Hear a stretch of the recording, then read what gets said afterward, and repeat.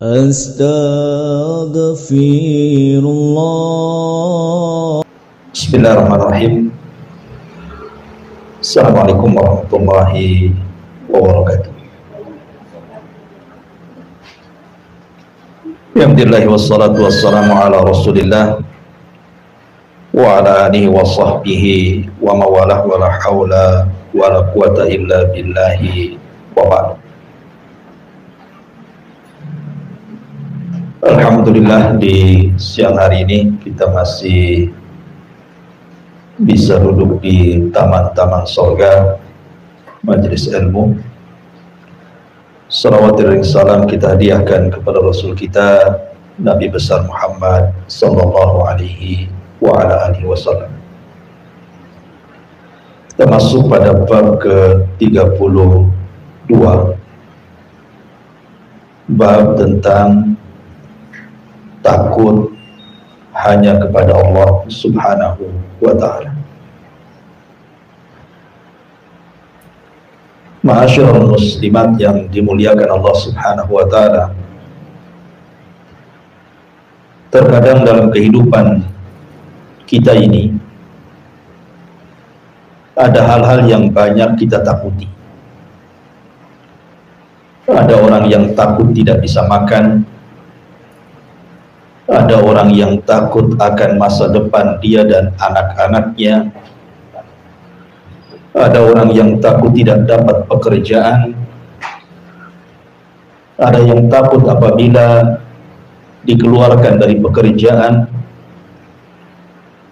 atau mungkin lebih daripada itu, takut kepada berhala, kepada selain daripada Allah subhanahu wa ta'ala, dan begitu seterusnya.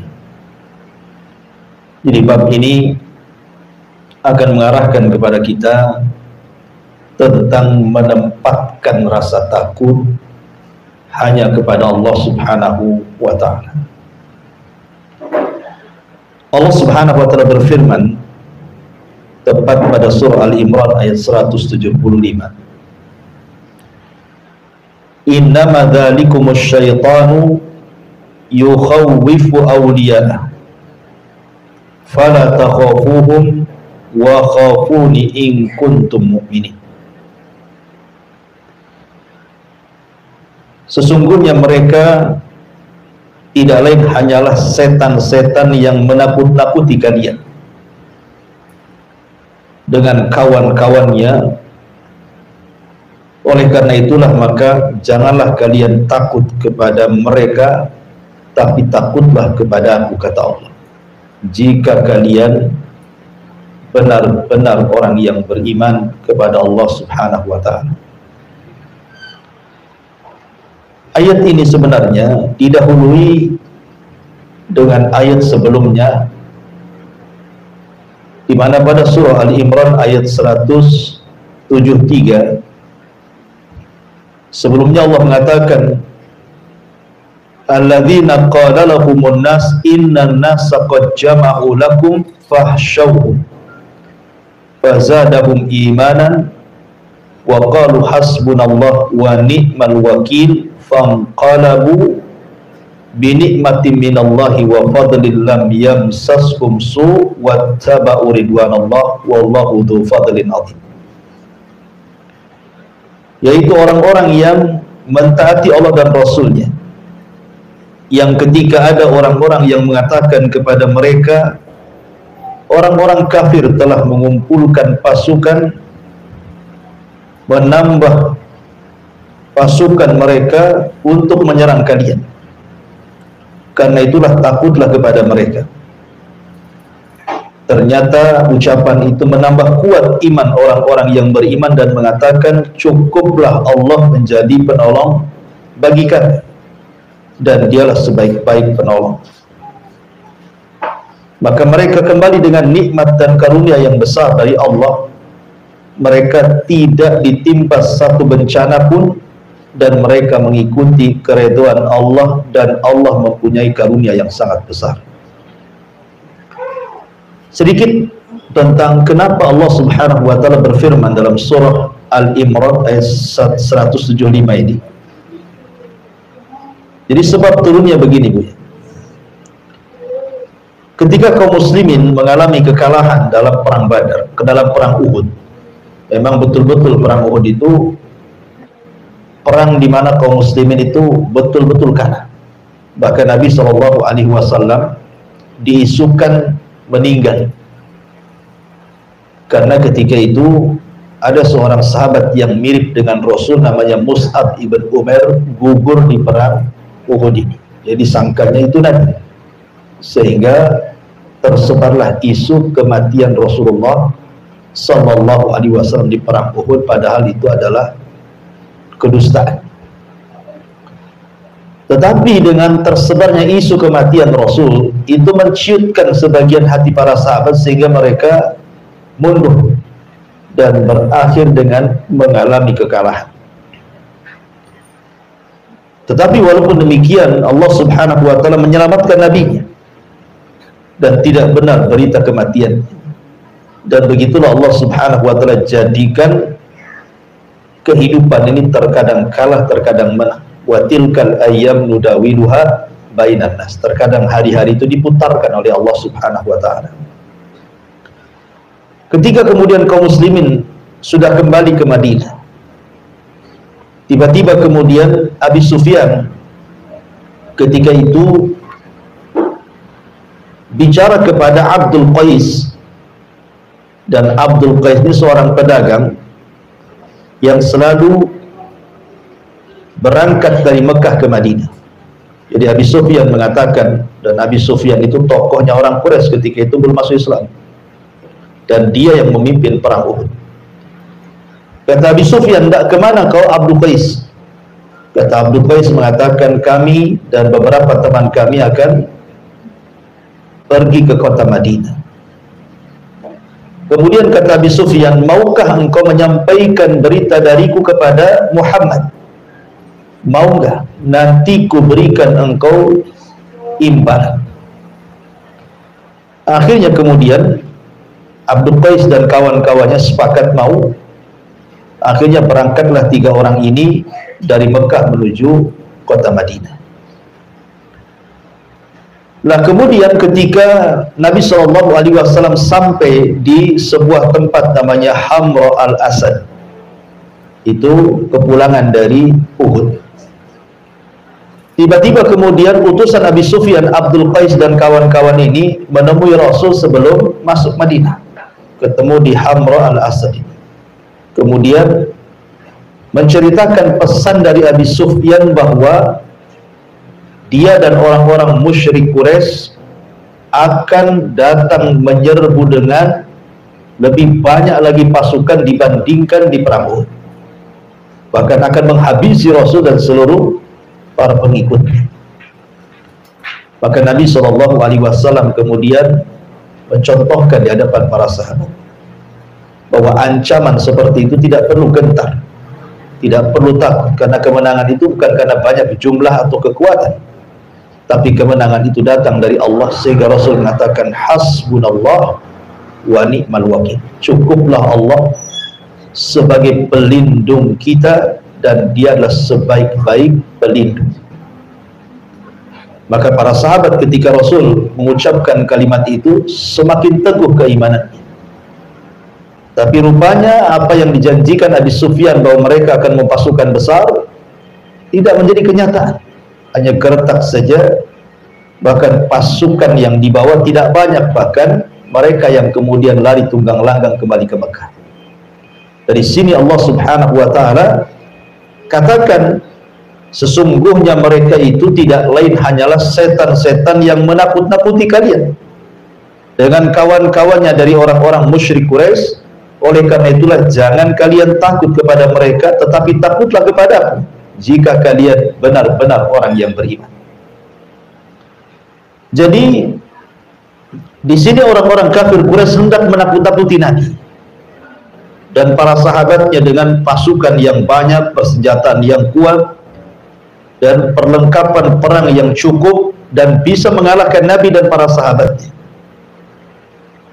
Tentu kalau ini didengar oleh orang-orang munafik ataupun orang-orang yang lemah imannya, setelah mereka mengalami kekalahan, tentu mereka akan ciut nyarinya. Tapi Nabi SAW berusaha menanamkan rasa takut hanya kepada Allah. Jangan sampai kalian takut kepada mereka orang-orang kafir. Takutlah kepada Allah Subhanahu wa taala. Dari situlah maka ketika Nabi SAW memberikan contoh bahwa kita tidak boleh takut kepada manusia tapi takutlah kepada Allah, barulah para sahabat kemudian semakin kuat keimanan. Ma'asyiral muslimat yang dimuliakan Allah Subhanahu wa taala. Inilah contoh Rasul sallallahu alaihi wasallam memberikan keteguhan kepada para sahabat untuk jangan takut kecuali kepada Allah. Dan Al-Qur'an itu kita ambil bukan karena sebab turunnya, tetapi karena umum lafadznya. Jadi syaitan itu memang sejak diciptakan dan menjadi musuh bagi manusia, memang dia selalu menakut-nakuti kita. Salah satu contohnya adalah, ibu bisa buka Al-Baqarah ayat 268. Allah Subhanahu wa taala berfirman, "Asy-syaitanu ya'idukumul faqra wa ya'murukum bil fahsyah wallahu ya'idukum maghfiratan minhu wa fadla wallahu wasi'un alim." Syaitan itu senantiasa memberikan was-was kepada orang-orang yang hendak berinfak, bersedekah, berzakat. Jangan lakukan, karena engkau akan mengalami kefakiran. Jadi syaitan itu menjanjikan kefakiran, bahkan memerintahkan kalian untuk berbuat kejahatan, sementara Allah Subhanahu wa taala menjanjikan kepada kalian ampunan dan karunia karena Allah maha luas pengetahuan. Imam Nawawi rahimahullahu taala mengatakan, laisa lisyaitan silahun 'alal insan. Tidaklah syaitan itu punya senjata untuk melawan manusia kecuali bagaimana caranya menanamkan khauful faqri. Bagaimana manusia itu takut akan kefakiran. Sebab kalau seandainya manusia itu sudah takut akan kefakiran, maka manusia pasti akan berbuat jahat. Dan itu senjata syaitan untuk menakut-nakuti. Sebelum dia berbuat jahat, ditakut-takuti kefakiran. Makanya kenapa Nabi SAW mengajarkan satu doa, Allahumma inni a'udzubika minal kufri wal faqri wa adzabil qabri. Ya Allah, aku berlindung kepadamu dari kekufuran dan kefakiran serta azab kubur. Memang ada hadis yang ma'ruf di masyarakat, kadal faqru an yakuna kufran. Terkadang kefakiran itu dekat kepada kekufuran. Hadis ini tidak benar. Hadis ini dhaif, ya. Akan tapi secara makna memang benar, bahwa orang-orang fakir itu mudah meninggalkan kewajiban, bahkan bisa meninggalkan agamanya. Dulu kita dapat cerita kan, gara-gara sebungkus sepermi orang bisa murtad. Zaman dulu, ya. Kalau sekarang nggak mulai sebungkus bayar. Kalau sekarang pabriknya baru murtad, dikasih pabrik. Jadi kadang-kadang kefakiran itu bisa mengakibatkan kekufuran, bisa meninggalkan agama. Bahkan terkadang dia bisa murka kepada Allah Subhanahu wa taala, menyalahkan Allah seolah-olah ujian dari Allah itu bagikan azab bagi dia. Makanya Nabi mengajarkan satu doa agar kita berlindung dari kefakiran dan juga kekufuran. Nah, di antaranya adalah ketakutan manusia kepada kefakiran ini mengantarkan kepada mencari pekerjaan haram. Karena dipikirnya bahwa mencari yang halal itu sulit. Sementara dia harus makan, sementara keluarganya harus makan, anak-anaknya harus makan dan juga harus sekolah. Akhirnya dia tidak peduli dengan bagaimana cara mencari harta. Makanya kenapa Nabi SAW sudah bersabda 14 abad yang silam itu, sayati alaikum zaman, akan datang zamannya kata Rasul, la yubalil mar'u bima akhadal mal. manusia sudah tidak akan peduli bagaimana cara mengambil harta, karena takutnya miskin. Sementara rasa takut ini adalah was-was yang dibentuk oleh syaitan untuk menakut-nakuti manusia, sehingga rasa takut yang dalam kepada kefakiran itu akhirnya mengantarkan mencari barang-barang atau pekerjaan-pekerjaan yang diharamkan Allah Subhanahu wa ta'ala. Ataupun mungkin kefakiran ini juga bukan hanya sekedar mengantarkan kepada mencari hal-hal yang kemudian diharamkan dari pekerjaan, terkadang juga sampai kepada membatasi keturunan.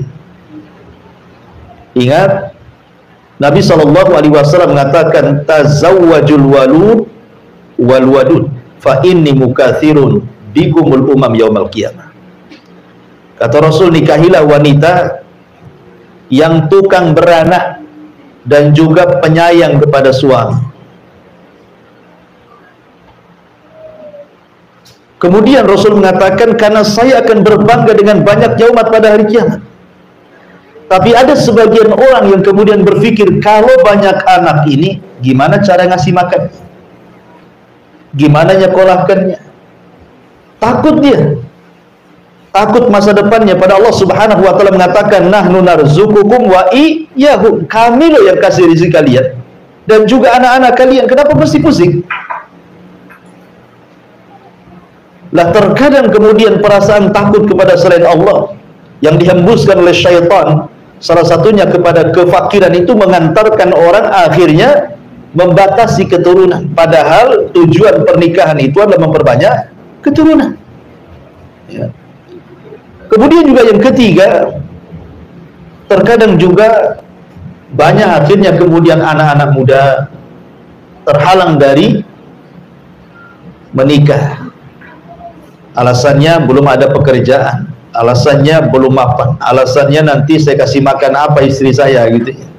Padahal Allah Subhanahu wa ta'ala jelas-jelas yang mengatakan bahwa iyakunu fuqara yughnihimullah. Kalau kalian fakir, nanti Allah kasih kekayaan. Dulu kita saja tuh ibu-ibu dulu kan waktu menikah dengan suami ibu, awal-awal nikah kan banyak yang nggak punya rumah tuh. Tapi seiring dengan waktu, awalnya nyewa, akhirnya cari lahan, atau mungkin nyicil beli rumah, punya rumah. Yang nggak punya kasur sendiri beli kasur, punya kulkas, punya ini, punya itu, akhirnya lengkap satu rumah kan. Lah siapa yang kasih itu kalau bukan karena Allah Subhanahu wa ta'ala? Dan itu sekali lagi bahwa itu adalah syaitan. Syaitan membisikkan di telinga anak-anak muda supaya menjauhi pernikahan, supaya tabatul, sehingga disuruh maksiat kepada Allah Azza wa Jalla.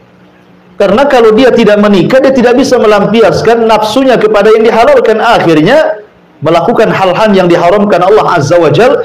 Dari sinilah kemudian Allah mengatakan, ya'idukumul faqra wa ya'murukum bil fahsya.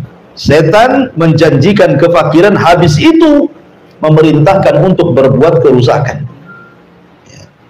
Kemudian juga termasuk juga karena takut kefakiran, terkadang ada orang-orang tua yang punya anak gadis gitu ya. Ketika sudah waktunya menikah, terkadang dia pilih-pilih jodoh tuh anak. Kalau dia tidak beragama tuh, mesti doktrin orang tuanya kepada anak gadis tuh, nah kalau cari jodoh cari yang mapan. Kalau bisa PNS, ya. Kalau bisa yang paslon yang banyak kan gitu ya. Jadi kadang-kadang seperti itu. Ya minimalnya pengusaha katanya. Minimal pengusaha itu, maksimalnya apa? Menteri ya. Jadi kadang-kadang orang-orang yang kemudian mendoktrin anak-anaknya itu justru soal urusan dunia.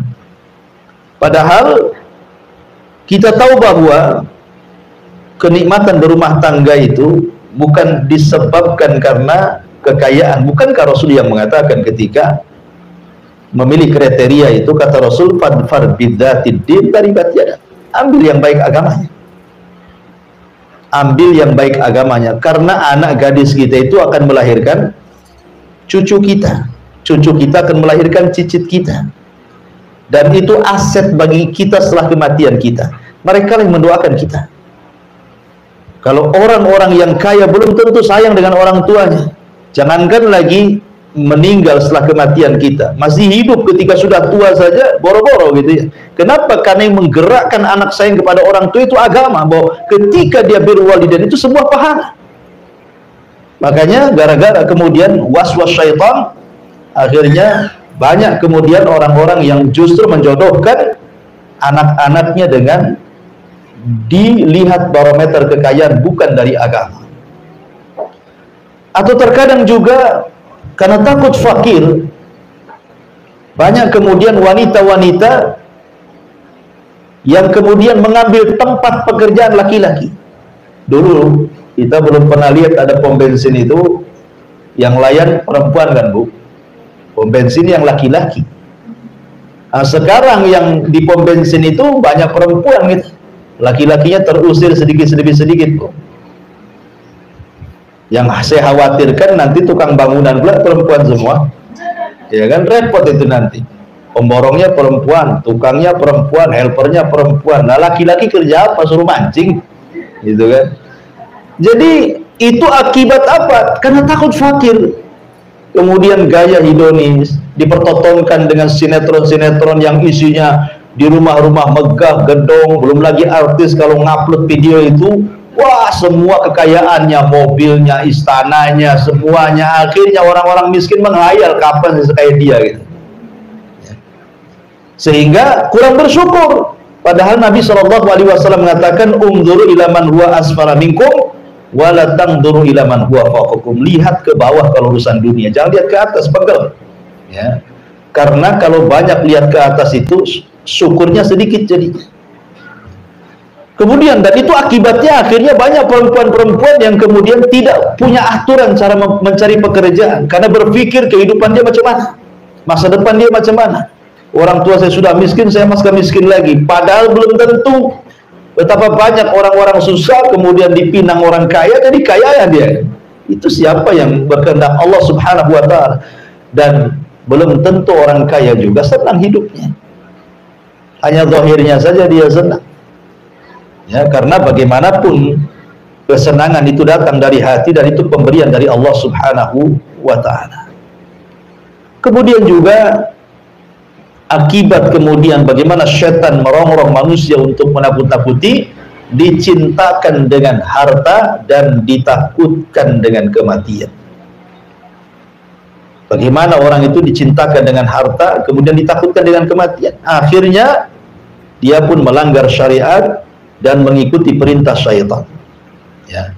Kembali kepada tema bahwa di sini Allah Subhanahu wa Ta'ala menjelaskan tentang bagaimana kedudukan takut. Takut itu sebuah ibadah. Pada bab sebelumnya kita menjelaskan tentang al-mahabbah.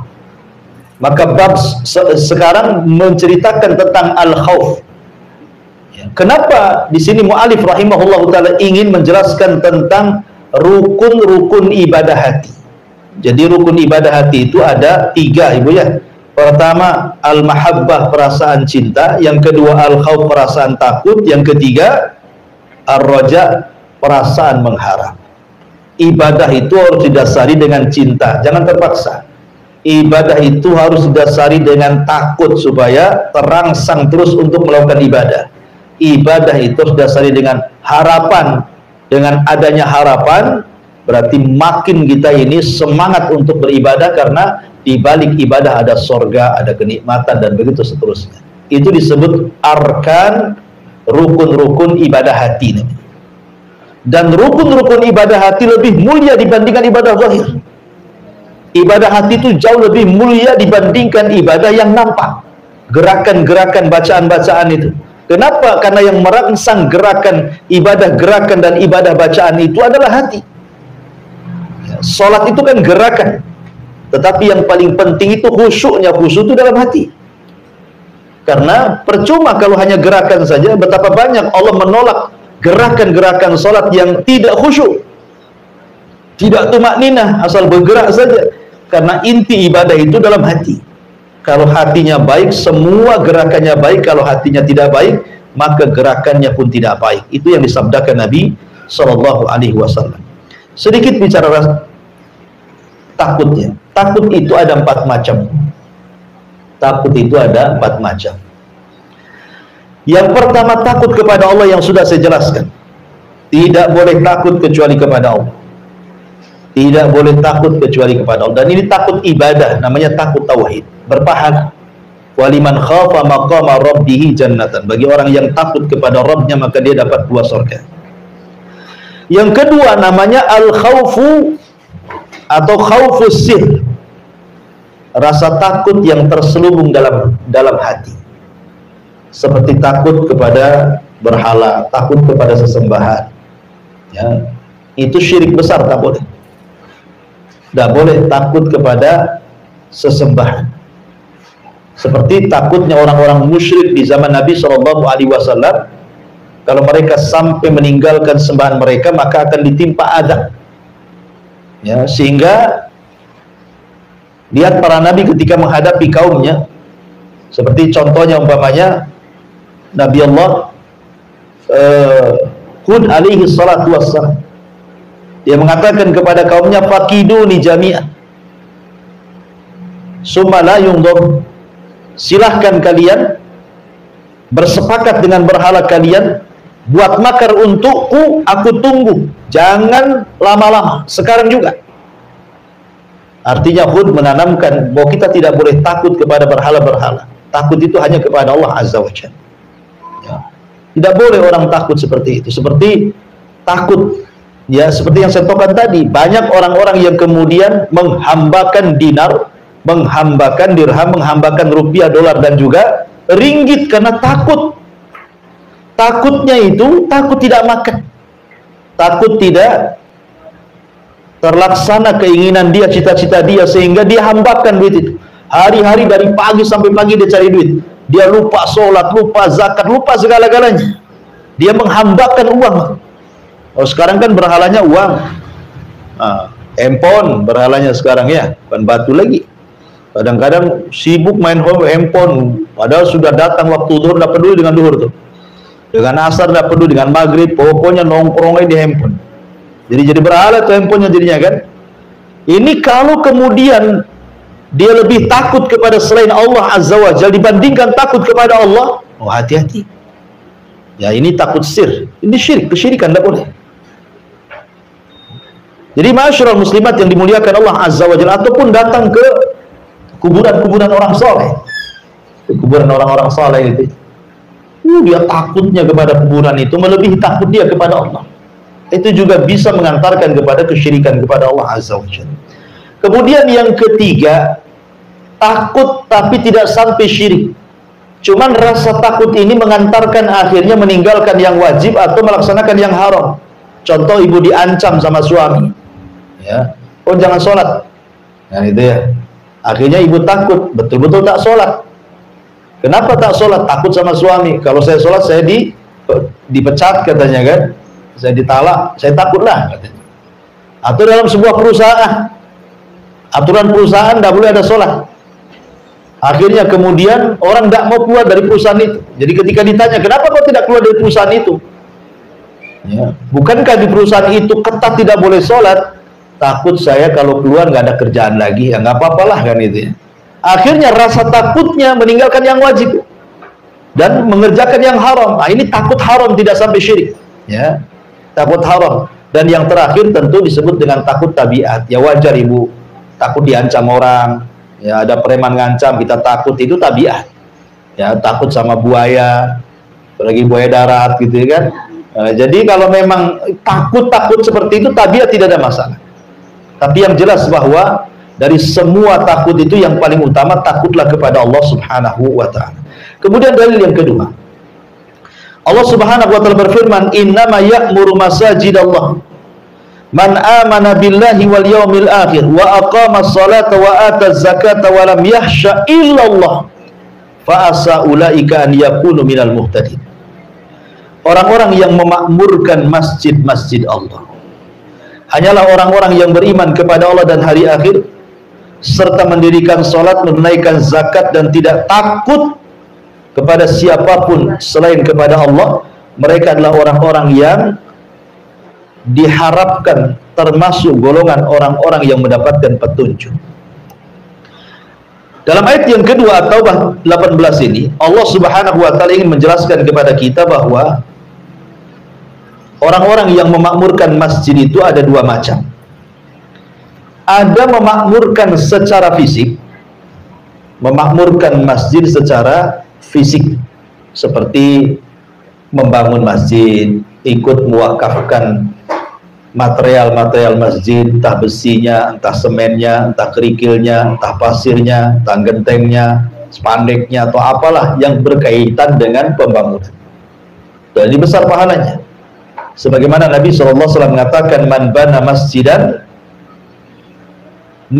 masjidan lillahi kamif hasiqitatin aw asghar banallahu lahu baitan fil jannah. Barang siapa yang membangun masjid walaupun sebesar sangkar burung atau lebih kecil dari sangkar burung, tetap Allah Subhanahu wa taala akan bangunkan bagi dia rumah di surga. Apa maksudnya?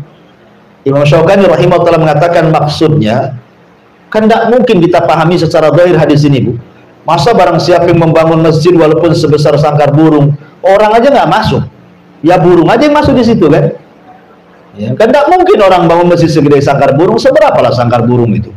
Maksudnya kata Imam Syaukani hadis ini, maksudnya di sini kinayah bahwa sekecil apapun ibu nyumbang untuk pembangunan masjid, walaupun hanya satu lonjor besi, satu sak semen, satu gerobak pasir, satu gerobak koral, satu lembar spandek gitu ya, satu lembar baja ringan atau apalah kan, itu sudah cukup ibu dibangunkan satu rumah di surga. Ya, ini yang pertama. Kemudian makna yang kedua, bahwa yang dimaksud orang yang memakmurkan masjid itu memakmurkan secara ruhiyah. Ya, yang pertama membangun fisik, ataupun ya tadi membangunkan secara ruhiyah. Ruh kita dibangun di situ. Bukan hanya masjid saja dibangun, ruh kita dibangun dengan sholat kita di situ, dengan baca Quran di situ, dengan kita zikir di situ, akhirnya menghasilkan akhlak-akhlak yang mulia. Ya, karena masjid itu tempat tarbiyah. Orang kalau pulang dari masjid, harusnya dia tidak mengucapkan kalimat kotor dan tidak melakukan perkara fasik. Kenapa? Karena Allah yang mengatakan inna sholata tanha 'anil fahsya'i wal munkar. Salat itu mencegah perbuatan keji, ucapan-ucapan kotor, dan mungkar, perbuatan fasik. Artinya bahwa pembangunan itu bukan hanya sekedar fisik saja. Ya, ini yang banyak sekali dilakukan di masyarakat kita. Masjidnya aja bagus-bagus gitu ya. Masjidnya megah-megah, pakai AC gitu.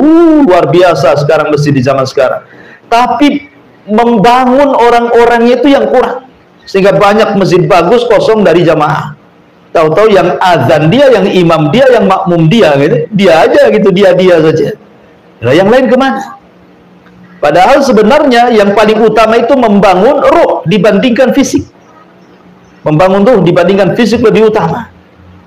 Ya.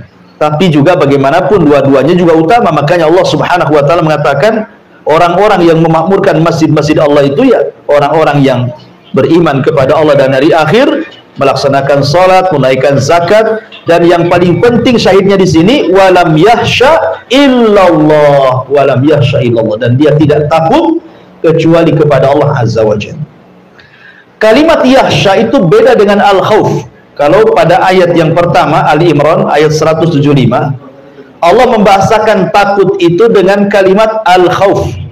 Tetapi dalam surah At-Taubah ayat 18 Allah membahasakan takut itu dengan kalimat khasyah. Apa bedanya al-khauf dan khasyah? Kan kalau terjemahkan ke bahasa Indonesia kan sama-sama takut.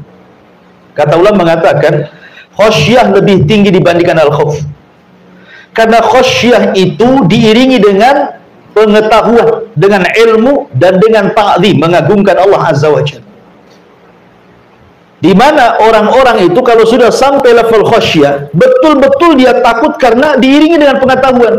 Maknanya dia tahu apa yang ditakutkan. Makanya kenapa ketika Allah mensifatkan para ulama, Allah mengatakan innama yakhsyallahu min ibadihil ulama. Orang-orang yang takut kepada Allah itu mereka para ulama, para penuntut ilmu yang punya pengetahuan. Kenapa? Karena hanya mereka yang tahu apa yang ditakutkan. Ya, manusia kan dua, ada yang takut tapi tidak tahu apa yang ditakutkan, Ada yang takut memang dia tahu apa yang ditakutkan. Ya. Jadi ulama itu tahu. Kenapa mereka takut? Karena tahu yang ditakutkan. Selain ulama itu yang nggak takut wajar, karena nggak tahu apa yang ditakutkan gitu ya. Makanya khosyah itu lebih tinggi dibandingkan khauf. Dan orang-orang yang masuk ke masjid harusnya bukan hanya sekedar al-khauf, tetapi juga mendapatkan predikat khosyah.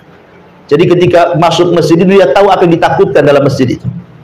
Kenapa dia sholat? Karena takut akan neraka, takut akan adab, takut disiksa dan begitu seterusnya. Ya, jadi khosyah itu lebih tinggi dibandingkan al-khauf. Pun Allah mengatakan fa asa ulaika an yakunu minal muhtadin.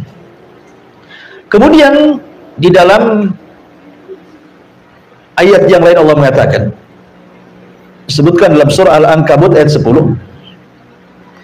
wa minan nasi man yaqulu amanna billah fa idza udhiya fillahi ja'ala fitnatan nasi ka'adzabillah wala in ja'a nasrun min rabbika la yaqulanna inna kunna ma'akum awalaysa Allahu bi'a'lama bima fi suduril alamin.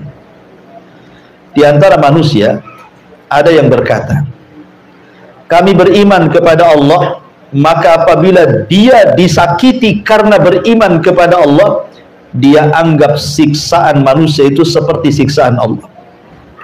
Sungguh jika datang pertolongan dari Rabb, mereka pasti akan berkata, sesungguhnya kami beserta kalian. Bukankah Allah lebih mengetahui apa yang tersimpan dalam dada semua manusia? Maksudnya begini, ayat ini bagus sekali. Kita jabarkan sedikit, agak panjang. Ada yang mengatakan bahwa ayat ini adalah isyarat kepada orang-orang munafik.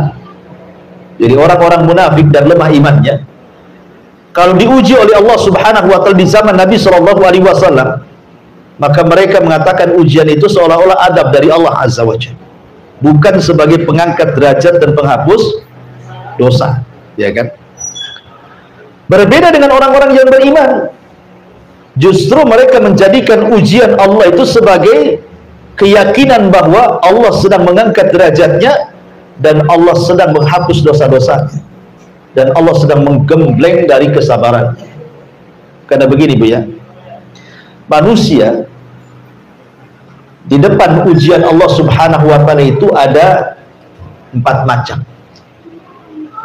Kalau seandainya ibu diuji oleh Allah, sakit, berkepanjangan, ekonomi lagi bermasalah, apalagi BBM naik gitu, semua naik jadinya Bu ya, sampai COD aja naik tuh, Shopee aja naik ongkosnya katanya. Naik semua ibu ya, sampai ibu pun naikkan juga uang belanjanya itu sama suaminya. Kenapa dinaikkan deh? BBM naik Bang, nggak dengar BBM naik katanya. Ada yang sampai seperti itu. Jadi kalau ada orang diuji nih, entah itu kematian orang dicintainya, atau mungkin kefakiran hidupnya, atau penyakit yang dideritanya, dan begitu seterusnya. Manusia itu menghadapi ujian itu ada 4 kategori, ada 4 orang, ada 4 macam. Yang pertama ada orang yang Masya Allah tasahud Bu. Tasahud itu artinya nggak redho dengan ujian, nggak ikhlas dengan musibah. Ya, kayaknya musibah ini azab dari Allah Subhanahu wa taala bagi dia. Bahkan lebih parah lagi, bukan hanya hatinya saja tidak ikhlas, tidak redho Bu, lisannya pun kadang-kadang ikut menunjukkan ketidakredhoan. Lisannya itu ngomong, kenapa mesti aku terus? Kenapa nggak tetangga sebelah saja katanya? Gitu ya. Kenapa aku sakit terus? Itu kapan sembuhnya? Salah apa saya ini ya Allah? Nah, jadi kan ada orang yang nampak dari lisannya. Kenapa si anak saya saja nggak naik kelas? Kenapa anak si fulan nggak naik terus? Ya karena bodoh mungkin anaknya. Jadi ada yang kemudian itu menjadikan ujian itu betul-betul tasahud, dia nggak redho, dia marah-marah dia. Nah, ini orang yang kunut min rahmatillah, orang-orang yang putus asa dari rahmat Allah. Ini bahaya. Inilah yang difirmankan dalam Al-Quran yang kita baca, fa idza udhiya fillah ja'alallah fitnatan nas ka'adzabillah. Apabila disakiti karena beriman kepada Allah, dia menganggap siksaan manusia itu seperti siksaan Allah. Ya Rabb, saya kan sudah sholat, ya, kok saya masih susah juga? Ya Allah, saya sudah sholat, kenapa tetangga itu nyelekit kali ngomongnya? Ya Allah, saya sudah sholat, kenapa kok begini? Kadang-kadang orang kemudian menganggap bahwa kalau Allah sedang menguji, dia merasa sudah beriman, ternyata ujian itu dianggapnya seperti adab Allah. Ini bahaya. Ini yang pertama. Yang kedua, ada orang itu zahirnya pura-pura kuat dalam ujian, disabar-sabari. Ya, pokoknya suaminya meninggal, sabar. Ekonominya gulung tikar, sabar. Ya, disabar-sabari. Ada orang yang menyabar-nyabari diri, Bu. Tapi jangan disenggol. Kalau disenggol keluar semua keluhannya. Nah, ada orang kayak gitu, Bu. Nampaknya sabar, sabar, sekali Ibu tegur, "Cemana jualannya?" "Aduh, payah," kata. "Udah sebulan ini begini-begini, begono-begono." Itulah. Ada orang yang nampak menyabar-nyabarkan diri, tapi kalau disenggol keluar semua. Ini kelompok yang kedua, tapi agak rendah daripada kelompok pertama. Ada kelompok yang ketiga, ini beda lagi. Dia betul-betul ikhlas.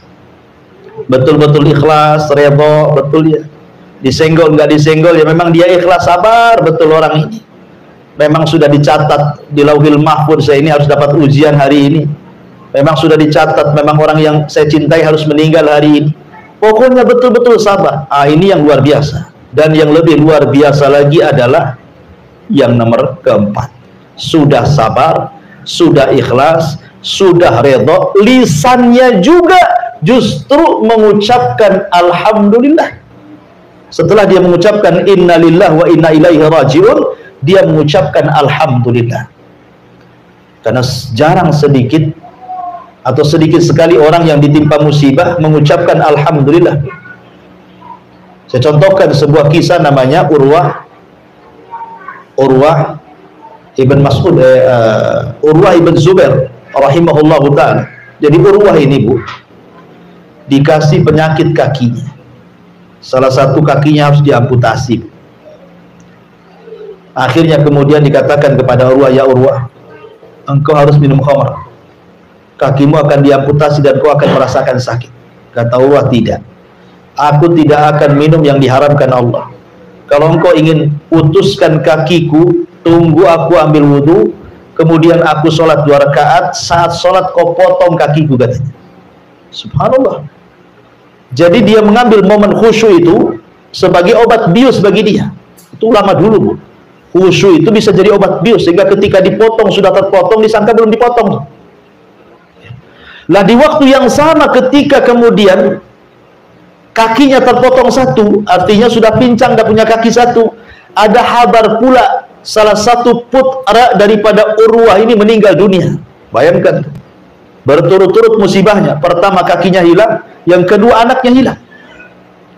Tapi Urwah mengatakan alhamdulillah ala kulli hal. Segala puja dan puji bagi Allah. Segala sesuatu ada kebaikannya. Sehingga orang-orang heran dan mengatakan, "Ya Urwah, kok bisa kamu mengucapkan alhamdulillah?" Kata Urwah, "Ya, tidakkah kau lihat anggota badan diriku? Aku masih punya 2 tangan dan aku masih punya 1 kaki. Aku tak bersyukur kepada yang ada. Dan kenapa aku mengucapkan alhamdulillah? Karena kematian putraku, karena aku masih putra yang lain yang bisa membanggakan diriku." Jadi orang yang keempat ini tetap dia mensyukuri nikmat yang tersisa pada badannya, tidak terus fokus pada musibah yang menimpanya. Ini kan luar biasa, Bu. Yang keempat ini tingkatan menghadapi musibah yang luar biasa yang keempat. Makanya jarang yang keempat ini dilakukan orang, kecuali betul-betul orang yang dirahmati oleh Allah Subhanahu wa taala, penyabar, penyayang gitu ya, redha, ikhlas, dan mengatakan alhamdulillah. Mau diapakan lagi? Ya kan? Lah, ma'asyiral muslimat yang dimuliakan Allah Azza wa Jalla, ayat ini memberikan pelajaran kepada kita bahwa jangan pernah seseorang itu menyandarkan hidup kepada manusia. Sebab kalau seandainya manusia menyakiti kita, maka kita anggap mereka menyakiti seolah-olah adab dari Allah Subhanahu wa taala. Makanya nanti hadis setelahnya Nabi SAW mengatakan, "Manil tamas ridallah bi sakhatin nas radhiyallahu anhu wa arda, anhun nas wa man iltamasa ridhan nas bi sakhatillah sakhitallah alaihi wa askhata alaihi nas. Barang siapa yang mencari keridhaan Allah walaupun membuat orang marah, maka Allah akan redha kepadanya. Dan barang siapa yang mencari keridhaan manusia dengan perkara yang bisa mendatangkan kemarahan Allah, maka Allah akan marah kepadanya dan membuat orang-orang jadi marah kepadanya. Jadi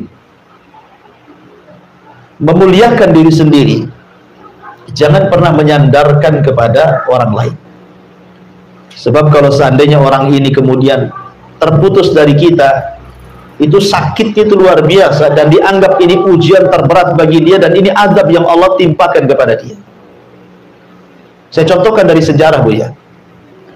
Nabi SAW ketika pulang dari Taif, Rasul pulang dari Taif, dikiranya kan di Mekah dia sudah tidak bisa lagi berdakwah, karena 18 kabilah sudah mengancam dia akan dibunuhnya kalau dia tetap berdakwah di Mekah. Terpaksalah Rasul harus cari areal baru, berangkat ke Taif dengan harapan para pembesar Taif mau melindungi Rasul dan mau bisa tinggal di Taif sambil melanjutkan dakwah tauhid. Rupanya pembesar-pembesar Taif seperti Abdu Al-Layali, kemudian Al-Habib Ibn Amr, kemudian Mas'ud Ibn Amr, 3 tokoh Taif ini betul-betul mengusir secara telak kepada Rasul. Baru datang sudah diusir. Tidak cukup diusir, dilempari batu. Tidak cukup dilempari batu, anak-anak sudah nanduri. Tidak cukup itu, dicaci maki oleh wanita-wanita Taif. Nabi SAW harus kemana coba? Ke Mekah tidak bisa masuk karena diancam dibunuh. Mau masuk Taif lagi tidak bisa karena dilempari batu. Tetapi tidak pernah keluar dari lisan Nabi SAW sebuah kata-kata bahwa ujian ini merupakan azab dari Allah. Rasul tidak pernah mengatakan, ya Allah, apakah ini balasan orang yang mengemban risalah? Contohnya umpamanya, ya Allah, apakah begini orang-orang yang kemudian mengemban kenabian dan kerasulan? Kenapa mesti aku yang disakiti? Kenapa tidak mereka saja? Kenapa mesti aku seperti ini? Rasul tidak mengatakan seperti itu. Tapi subhanallah, Nabi SAW mengajarkan kepada kita sebuah doa saat disakiti orang Taif itu. Apa kata Rasul? Allahumma ilaika ashku dha'fa quwwati wa qillati hilati wa hawani 'alan nas. Kata Nabi SAW, ya Allah, aku hanya mengadu kelemahan kekuatanku, sedikit pengalaman dakwahku, dan terasa hinanya diriku di atas manusia. Tetapi Rasul mengatakan, illam takun alayya sakhatun fala ubali. Kalau memang illam takun alaika, kalau memang engkau tidak murka kepadaku, kalau memang peristiwa seperti ini bukan kemurkaanmu kepadaku, kalau memang mereka melempari batu kepadaku, mencaci maki aku, ini bukan bentuk kemurkaanmu kepadaku, kata Rasul, fala ubali, aku nggak peduli. Ya. Mereka mau ngomong apa, mau melempari batu, mau menyakiti saya, terserah, asal ini bukan bentuk kemarahanmu kepadaku. Lihat, bisa nggak kita ngomong begini saat kena musibah? Umpamanya ibu kena sakit gitu, ya Allah, selama sakit ini, umpamanya persis seperti ucapan Nabi SAW, ya, ini bukan bagian azabmu untukku, saya nggak peduli. Ya, boleh jadi ini adalah engkau hendak mengangkat derajatku dan menghilangkan dosa-dosaku. Kan enak, Bu. Kalau ibu ngomong gitu, tenang tuh hidup tuh. Umpamanya ini gulung tikar usahanya, dia ngomong, ya Allah, selama gulung tikar ini, kebangkrutan ini bukan azab dari kepada kamu, bukan karena engkau murka kepada aku nggak peduli. Mau gulung tikar, mau bangkrut, nggak peduli. Ya. Yang penting afiataka, karuniamu, maafmu lebih luas kau berikan kepada aku. Itu yang dikatakan Nabi SAW, ghairu anna afiyataka hiya awsa'ali, akan tetapi maafmu kepadaku lebih luas dibandingkan murkamu kepadaku. Kalau orang ngomong begini saat kena musibah, Bu, tenang satu dunia, Bu. Nggak ada orang yang menjerit-jerit, apalagi sampai curhat kemudian di FB, itu nggak ada. Ya kan? BBM naik, curhatnya macam-macam tuh, dari A sampai Z, setiap hari statusnya itu aja. Ya, kalau dia mengatakan seperti itu kan enak, Bu, ya kan? Tenang, tidak sedih, tidak khawatir, tidak takut. Itu yang diajarkan Nabi SAW. Tapi betapa banyak sering saya katakan kan, apabila anaknya sakit, dia mengeluh dan mengatakan, ya Rob, kenapa anak saya yang sakit? Apabila ditimpa musibah, dia mengatakan, ya Rob, asih aku aja kena musibah, kenapa si anu tidak? Ya, ketika kemudian gulung tikarnya, ya Rob, kenapa mesti usahaku yang gulung tikar? Kenapa si anu itu kok bagus sekali usahanya? Apa salahku? Kan ada orang-orang kayak gitu ya. Ini sama dengan firman Allah, fa idza udiya fillah ja'ala fitnatan nas ka'adzabillah. Apabila diuji gitu ya, maka dia menjadikan ujian itu seolah-olah azab dari Allah Subhanahu wa taala. Tidak, terkadang Allah Subhanahu wa taala menghendaki seperti itu supaya ada kebaikan yang kita tidak tahu hikmahnya. Makanya Allah mengatakan wa asa an taqru syai'an wa huwa khairul lakum. Boleh jadi sesuatu yang kita benci itu ada kebaikan di situ. Mana tahu gitu kan, itu rahasia Allah. Betapa banyak orang-orang yang keluar dari perusahaan ya, karena mungkin di PHK. Rupanya Allah mempersiapkan usaha yang jauh lebih berkah, lebih banyak, lebih bagus lagi dibandingkan ketika dia kerja di situ. Betapa banyak itu sudah banyak kok dilakukan orang-orang. Ya, jadi kenapa mesti takut? Takut dengan rezeki, takut dengan kebahagiaan semua milik Allah. Tinggal minta kepada Allah yang Maha Kaya, ya kan? Ma'asyiral muslimat yang dimuliakan Allah Azza wa Jalla, makanya pentingnya seseorang itu membangun kebahagiaan dari diri sendiri. Jangan pedulikan ucapan orang. Gara-gara ucapan orang, kadang-kadang orang akhirnya ciut, tidak mau keluar rumah. Ya, ada juga yang kemudian bunuh diri gara-gara ucapan orang itu. Ngapain dipedulikan ucapan orang? Jangan jadikan ucapan orang itu adab dari Allah. Biarkan mereka bicara, nggak usah dipedulikan, gitu maksudnya ya. Maka jangan sampai ujian itu dijadikan fitnah yang seolah-olah adab dari Allah Subhanahu wa taala. Kemudian mu'alif rahimahullah taala mulai masuk pada hadis Nabi SAW.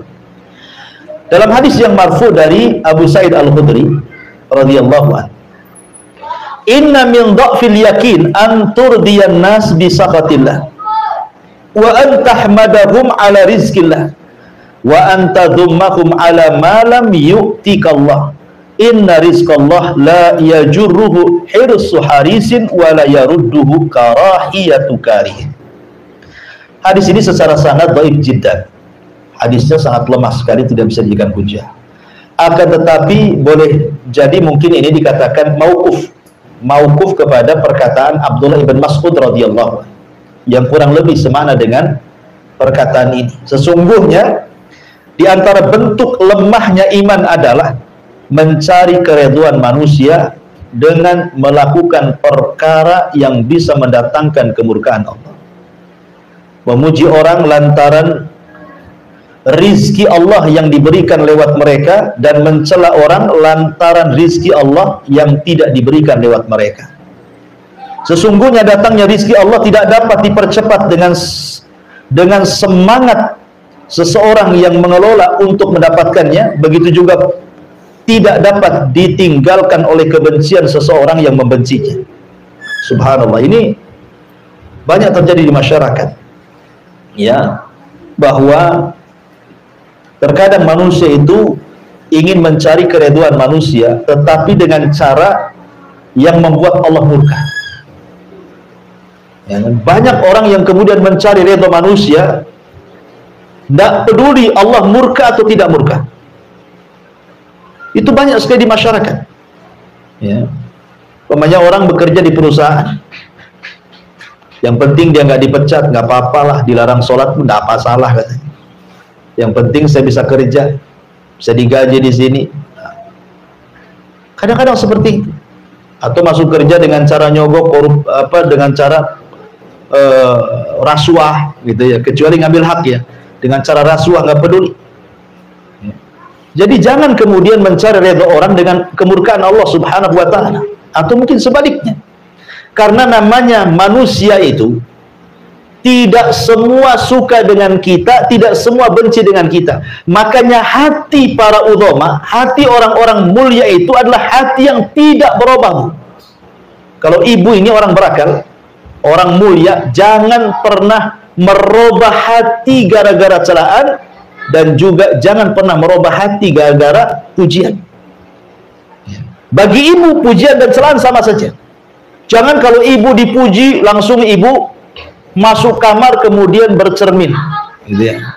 Jadikan ibu cerminnya.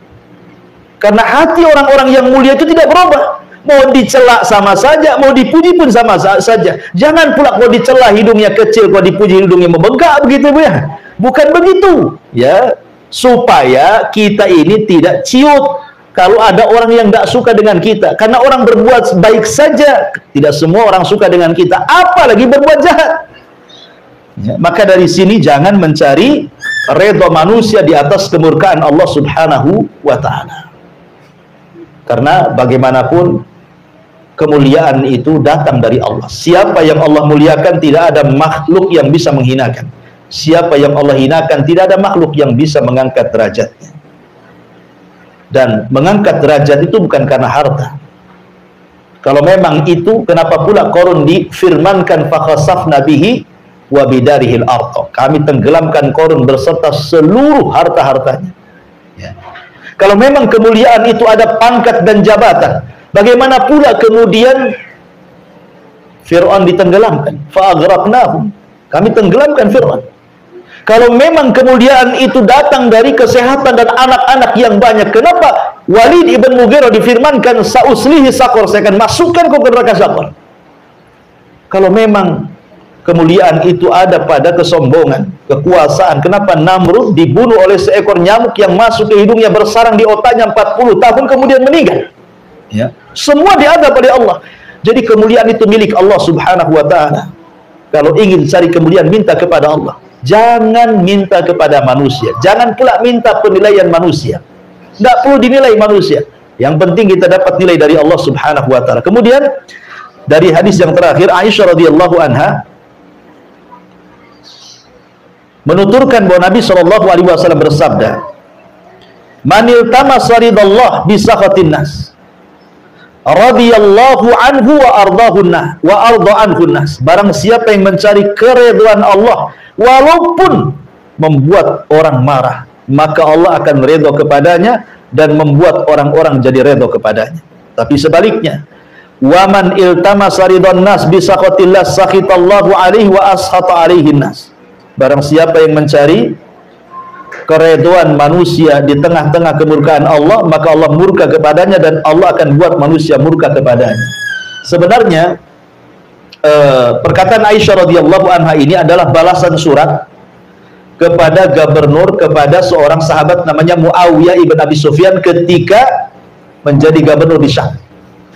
Jadi Muawiyah bin Abi Sufyan ini mengirim surat kepada Aisyah radhiyallahu anha, "Wahai Aisyah ummul mukminin, berikan nasihat pendek kepadaku. Berikan wasiat pendek, nasihat pendek kepadaku." Maka Aisyah radhiyallahu anha kemudian menulis dari Aisyah ummul mukminin kepada Muawiyah bin Abi Sufyan, "Amma ba'du, aku sesungguhnya mendengar sabda Nabi sallallahu alaihi wasallam, barang siapa yang mencari keridhaan Allah walaupun membuat orang marah, maka Allah akan ridha kepadanya dan membuat orang akan ridha kepadanya. Dan barang siapa yang mencari keridhaan manusia dengan perkara yang mendatangkan kemarahan Allah, maka Allah akan murka kepadanya dan Allah akan jadikan manusia juga murka kepadanya." Jadi ini isi surat kepada Muawiyah dari Aisyah radhiyallahu anha ummul mukminin. Dan dari sini ada pelajaran bahwa sekali lagi jangan pernah takut kecuali kepada Allah. Katakan ibu yang benar walaupun manusia marah. Selama perkataan ibu ini hak, ibu mengajak dakwah kepada tauhid keluarga, walaupun satu keluarga benci sama ibu, tidak ada masalah. Ya, umpamanya ibu ada keluarga yang masih awam terhadap tauhid, masih syirik, masih datang ke dukun, masih percaya tangkal, masih percaya dengan nenek moyang, ibu dakwai mereka. Nggak boleh ini syirik, nggak boleh ini berselisih kepada sunnah. Akhirnya ibu dibenci sama keluarga, nggak apa-apa. Yang penting ibu dapat keridhaan Allah Azza wa Jalla. Daripada ibu diamkan, yang penting keluarga dekat dengan ibu tapi keluarga syirik dibiarkan. Janganlah nanti kalau saya kasih tahu nanti pula saya pula nanti jauh dari keluarga. Itu namanya mencari keridhaan manusia di atas kemurkaan Allah tuh. Ya, sampaikan yang benar, qulil haq walau kana murra. Sampaikan kebenaran walaupun itu pahit rasanya. Karena kadang menyampaikan yang hak itu memang perlu pengorbanan. Ya, perlu pengorbanan. Ya, terkadang konsekuensinya tadi akhirnya dijauhi orang, akhirnya dibilang macam-macam. Nabi loh dibilang gila, penyair, tukang tenun, penyihir. Gara-gara apa? Menyampaikan tauhid, menyampaikan yang benar. Yang penting Allah ridho, sekalipun satu dunia benci, tidak ada masalah. Itulah perkataan Nabi SAW tadi, illam takun alayya sakhatun fala ubali, selama engkau tidak murka kepadaku, aku gak peduli. Ya, itulah yang harusnya jadi prinsip hidup bagi kita semua. Wallahu alam. Ini yang bisa sampaikan dari bab yang ke-32, takut kepada Allah. Silakan kita buka tanya jawab.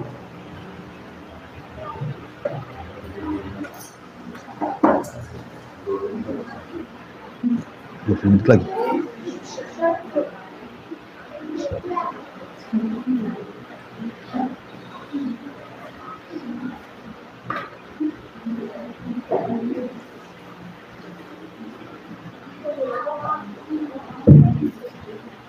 Assalamualaikum warahmatullahi wabarakatuh. Ya, waalaikumsalam warahmatullahi wabarakatuh. Ustaz, Ana mau tanya, kalau kita tak bisa mengatakan itu azab dari Allah, salahkah kita mengatakan mesti ini teguran dari Allah gitu, atau pada Allah gitu? Oh, kalau ibu disakiti orang, kemudian ibu ngomong, ah ini Bukan, Pak. apa? Kemarin kan Ana jatuh, Oh, gitu. kecelakaan ya. Nah, terus Ana bilang, ini mungkin teguran dari Allah gitu. Terus udah, karena kawan-kawan punya kok bisa jatuh, kok bisa jatuh. Ana sendiri nggak tahu kenapa bisa jatuh, tapi Ana udah gimana ya, rasanya itu udah balik kayak gitu. Pas berdiri, motor Ana yang motor apa, tapi kaki sampai begini gitu. Tiba-tiba jatuh. Terus Ana menjawab, oh udah ngomong aja lah gitu. Ya nggak apa-apa, memang benar. Kan ada hadisnya yang mengatakan, ihris ala ma yanfa'uka wasta'in billah. Ihris ala ma yanfa'u. Carilah apa yang bermanfaat bagi hidup. Mintalah pertolongan kepada Allah. Dan jangan katakan, kata Rasulullah, wala taqul law fa'altu kadza lakana kadza wa kadza. Kata Rasul, jangan katakan kalau saya tidak melakukan, kalau saya melakukan ini, kalau seandainya saya tidak melakukan ini, tentu akan terjadi ini dan itu. Tidak akan terjadi ini dan itu. Kalau saya tidak melakukan ini dan itu, saya tidak mungkin terjadi ini dan itu. Seperti kalau saya tidak jalan ke sana, mungkin saya tidak jatuh. Kalau saya tidak jalan ke sini, mungkin saya tidak selamat. Itu tidak boleh. Ya, kenapa? Karena itu adalah pintu pembuka amal setan. Kata Rasulullah, akan tapi katakan, kul, katakan kata Nabi SAW, qaddarallah wa masya'a fa'al. Semua atas takdir Allah. Allah menakdirkan sesuka dan sekehendaknya. Ya betul Bu. Jadi kalau ibu jatuh, ya jangan pula kemudian disalahkan, oh gara-gara motornya ini sudah ombek, motornya ditendang lagi gara-gara kamu. Ngapain nendang motor? Makin sakit lah, udah jatuh nendang motor pula kan itu. Jadi kita katakan ini sudah takdir Allah. Ya betul, itu harus begitu. Sandarkan semua kepada takdir Allah. Supaya apa Bu? Supaya tenang, supaya nggak kecewa. Karena orang yang tidak menyandarkan takdir kepada itu kecewa. Kenapa saya harus jalan ke sana? Tahu ke sana itu ramai, akhirnya saya jadi jatuh. Akhirnya disalahkan, tuh kan gara-gara jalan ke sini, akhirnya kan kecewa dia. Maka nggak usah, ya. Katakan semua takdir Allah, karena jatuhnya ibu hari itu tuh sudah dicatat 500 tahun sebelum Allah menciptakan langit dan bumi. Sehingga Allah, ya ibu pikir mungkin sudah takdirnya. Walaupun bagaimanapun hari ini harus jatuh, bagaimanapun caranya saya jatuh karena sudah ditulis gitu. Ya sama dengan orang meninggal kan. Ada orang meninggal sebabnya kecelakaan. Ya, tapi kalau ditakdirkan hari itu harus mati, tidak celaka pun dia mati. Betapa banyak orang yang di rumah nggak kecelakaan di jalan pun mati dia. Memang sudah takdirnya, itu sebab jalan aja dia meninggal seperti itu. Ya. Tapi kalau takdirnya hari itu harus mati, ya mesti harus meninggal dia. Dengan cara apapun, tidak mesti kecelakaan. Ya, karena memang semua sudah ditakdirkan Allah Azza wa Jalla. Sudah betul kata-kata ibu. Katakan kalau ada musibah itu qaddarallahu wa masya'a fa'al. Wallahu a'lam. Ada lagi Pak Ustaz, Iya. bagaimana cara kita menyikapi teman kalau misalkan ada teman yang lain pernah musibah gitu, terus dia itu ngomongnya dia itu aja dari Allah gitu. Gimana? Misalkan nih ada teman mendengar kabar ada teman lain gitu kena musibah gitu, terus teman yang ini tadi bilang dia itu aja dari Allah gitu. Oh, enggak boleh. Masa ada orang kena musibah doakan jelek, itu biarin asap itu. Memang kayak gitu. Ibu, jangan ibu ya, kita doakan yang baik gitu, ibu ya. Kita sering Iya, itu nggak boleh ibu. akhlak seorang muslim nggak boleh mendoakan keburukan. Dan kita tidak tahu itu namanya suudzon sama kawan, Bu. Namanya ibu ya, kalau dia kena musibah kemudian kita katakan biarin saja itu azab dari Allah. Bu, kita tidak tahu kehidupan dia. Nampak saja mungkin di mata kita dia jahat. Boleh jadi ibu tidak tahu dalam kehidupan sehari-hari dia, mungkin dia ada amalan yang ikhlas yang diterima oleh Allah yang ibu tidak punya.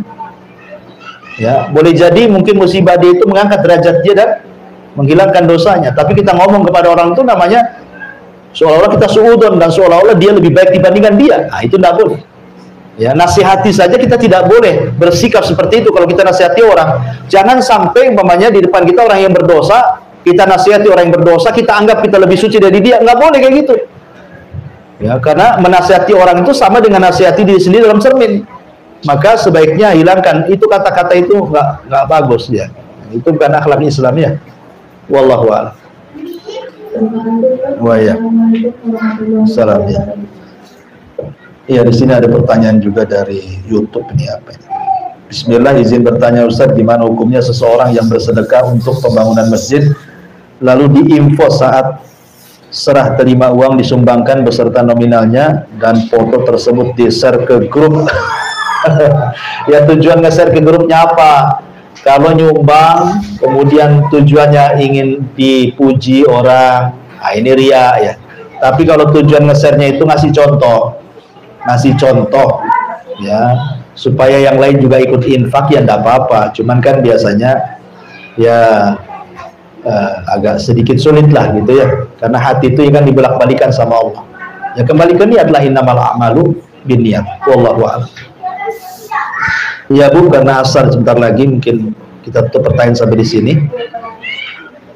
Subhanallah bihamdika asyhadu an la ilaha illa anta astaghfiruka wa atubu ilaik. Allahu ta'ala. Assalamualaikum warahmatullahi wabarakatuh. Iya.